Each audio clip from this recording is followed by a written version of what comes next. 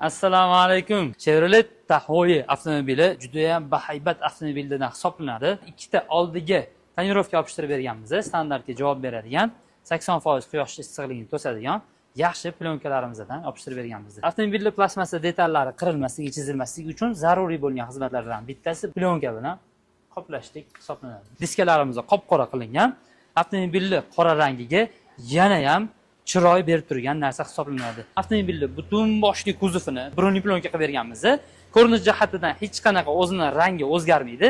Birinchi zararlarni oldini oladigan narsa hisoblanadi. Zazor, ortiqcha narsalar yo'q. Eshiklarni hamma joyi chiroyli bukilgan. Oldi laboviga keladigan bo'lsak, ko'pincha tosh tegadi. Shuning oldini olishlik uchun laboviy bruni yopishtirib berganmiz. Xullas, kimga shunday xizmatlar kerak bo'ladigan bo'lsa, xizmatimizga 1 yil kafolat beriladi. 1 yil davomida qanaqadir kamchilik chiqib qoladigan bo'lsa, bexijolat murojaat qilsanglar, chiroyli qilib bitirib berishga harakat qilamiz.